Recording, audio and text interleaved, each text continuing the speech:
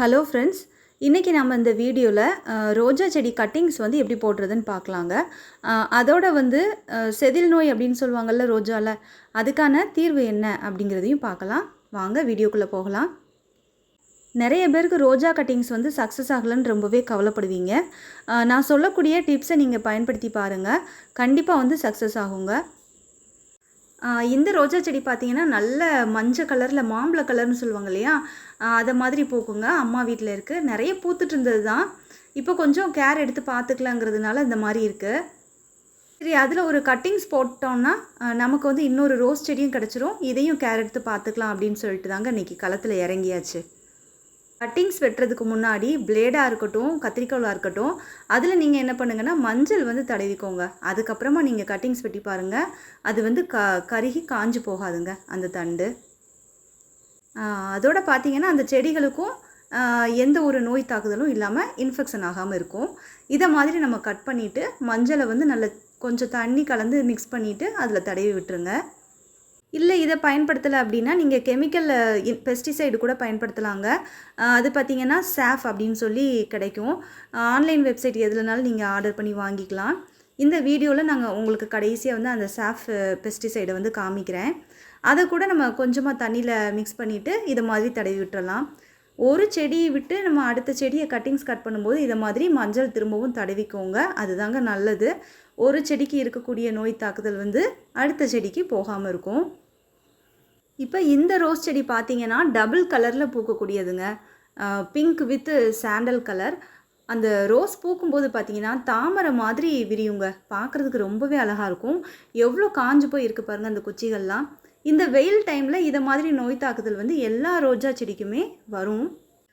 நம்ம டெய்லி வந்து ஒரு முறை தண்ணி ஊற்றணுங்க. அதுக்கப்புறமா வந்து சாயந்தர டைம் வந்து தண்ணி இருக்குதா அப்படின்னு செக் பண்ணிவிட்டு, இல்லைன்னா இன்னொரு முறை கூட ஊற்றிக்கலாம். கொஞ்சம் ஸ்ப்ரே பண்ணி விடுங்க தண்ணியெல்லாம். வெயில் டைமில் வந்து கண்டிப்பாக தண்ணி ஊற்றாதீங்க. இதை பாருங்கள், இப்போ கொஞ்சம் தழுத்துலாம் வந்திருக்கு அடியில் இருக்கக்கூடிய குச்சி காஞ்சதில் இருந்து. நம்ம தண்டுகள் வந்து கட்டிங்ஸ்க்கு வெட்டும்போது எப்போவுமே 9 இன்ச்சு நீளம் இருக்கிற மாதிரி பார்த்துக்கோங்க. அதோட கொஞ்சம் பென்சில் அளவுக்கு தடிமனாக இருக்கணுங்க. இதிலெல்லாம் பாருங்கள், செதில் நோய் அப்படின்னு சொல்லுவாங்க. ரோஸ் செடிக்கு வந்து வரும். ஸ்கேல் டிசீஸ் அப்படின்னு இங்கிலீஷில் சொல்லுவாங்க. எந்த அளவுக்கு இந்த குச்சியில் வந்து அது பாதிக்கப்பட்டிருக்குன்னு பாருங்கள். அதை நம்ம கட் பண்ணி எடுத்துடலாம். இந்த குச்சிகள்லேயும் கொஞ்சம் அந்த அந்த பூச்சிலாம் இருக்குது பாருங்கள், அதெல்லாம் நம்ம வந்து சுரண்டி எடுத்தோம் அப்படின்னா கையில் வருங்க.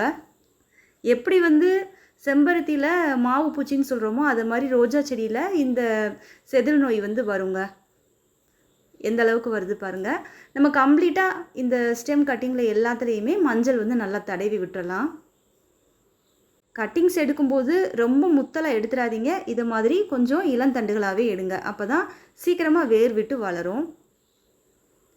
1-2 இலைகள் மட்டும் இருக்கட்டும், நிறைய இலைகள் வேண்டாம். ஏன்னா அது வளரும்போது அதுக்கு எல்லா சத்தும் போகும். அதனால் நம்ம அதெல்லாம் கட் பண்ணி எடுத்துடலாம்.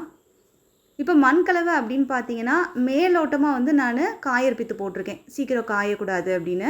அடியில் பார்த்தீங்கன்னா காயற்பித்தும் மணலும் கலந்து வச்சுருக்கேங்க.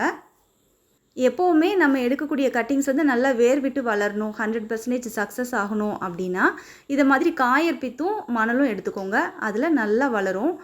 இதுதாங்க சாஃப் ஃபெர்டிலைசர். இதை மாதிரி கொஞ்சமாக எடுத்துக்கலாம். இந்த ஃபெர்டிலைசரில் நம்ம வந்து கட் பண்ணக்கூடிய அந்த பிளேடை வந்து கொஞ்சம் தேய்ச்சி விட்டுக்கலாங்க. ஏன்னா திரும்பவும் இன்ஃபெக்ஷன் வரக்கூடாது அப்படிங்கிறதுக்காக தான். இதை வந்து பார்த்திங்கன்னா நம்ம கட் பண்ணி எடுத்துக்கலாம். சாய்வாக வெட்டணுங்க. சாய்வாக வெட்டினா தான் அதில் இருந்து வேர் நல்லா முளைச்சி வரும். இதை மாதிரி கட் பண்ணிவிட்டு நம்ம திரும்பவும் அதில் வந்து இந்த சாஃப் பொடியை வந்து கொஞ்சம் தடவிக்கலாம். அப்படியே நம்ம வந்து மண்ணில் ஊனி வச்சிடலாங்க. இதை வந்து தண்ணியில் போட்டு வச்சாலுமே வளரும். இப்போ கொஞ்சம் கிளைமேட் பரவாயில்ல, நான் கொஞ்சம் நிழலில் வச்சுருவேங்க. நீங்களும் வந்து ஜன்னல் ஓரமாக வைங்க, வெயிலில் கண்டிப்பாக வச்சிடாதீங்க. இப்போ பார்த்தீங்கன்னா கொஞ்சம் சீசன் மாறி இருக்குது, அடிக்கடி தூறல் விழுது. அதனால் நான் அப்பப்போ மழை தண்ணி வந்து பிடிச்சி வச்சுட்டு கொஞ்சம் ஸ்ப்ரே பண்ணி விட்டுருவேங்க. அதிலே வந்து நல்லா துளுத்து வளர்ந்துடும்.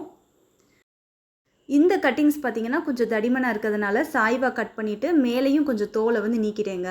அந்த வெள்ளை பகுதி தெரிகிற மாதிரி அந்த பச்சை தோல் இருக்கு இல்லையா, அதை வந்து நல்லா சுரண்டி எடுத்துடலாம். இப்போ அந்த சாஃப் லிக்விட் இருக்கு இல்லையா, அதை வந்து நல்லா தேய்ச்சி விட்டுட்டு நம்ம வந்து மண்ணில் ஊனி வச்சிடலாங்க. அந்த மண்ணை வந்து நல்லா அழுத்தி விடுங்க. எந்த அளவுக்கு அதை நம்ம டைட்டாக அதை வந்து அழுத்தி விடுறோமோ அந்த அளவுக்கு வேர் வந்து சீக்கிரமாக பிடிக்கும். லூஸாக இருக்கக்கூடாது. லூஸாக இருந்துச்சுன்னா வேர் பிடிக்க டைம் ஆகும். இதை நிழலில் வச்சதுக்கப்புறம் அடிக்கடி எடுத்து பார்க்கக்கூடாதுங்க. அப்படி நம்ம வந்து அந்த தண்டுகளை டிஸ்டர்ப் பண்ணோம் அப்படின்னா வேர் பிடிக்காது. 2 மாதம் வரைக்கும் அதை தொந்தரவே பண்ணக்கூடாது. தண்ணி தெளித்து மட்டும் விடுங்க. எவ்வளோ அழகாக கட்டிங்ஸ் ரெடி பண்ணியாச்சு பாருங்கள். நான் ஆல்ரெடி போட்டிருக்கேன் பிரண்டை தண்டும், அதுக்கப்புறம் இன்னொரு கொடி ரோஸு குச்சியோட கட்டிங்ஸுங்க. அழகாக தழுத்துருக்கு பாருங்கள், 2 இடத்துல தழுத்துருக்கு. என்ன ஃப்ரெண்ட்ஸ், உங்களுக்கும் இதை மாதிரி வளரணுமா? கண்டிப்பாக இந்த வீடியோவை ஃபாலோ பண்ணி ட்ரை பண்ணி பாருங்கள். ஏதாவது இந்த வீடியோவில் சந்தேகம் இருந்தாலும் தயங்காமல் கமெண்ட் செக்ஷனில் கமெண்ட் பண்ணுங்கள். ஏதாவது சஜஷன் இருந்தாலும் நீங்கள் தாராளமாக சொல்லலாங்க. இந்த வீடியோ பிடிச்சிருந்தால் மறக்காமல் லைக் பண்ணிவிட்டு சப்ஸ்கிரைப் பண்ணிவிடுங்க. அடுத்த வீடியோவில் பார்க்கலாம்.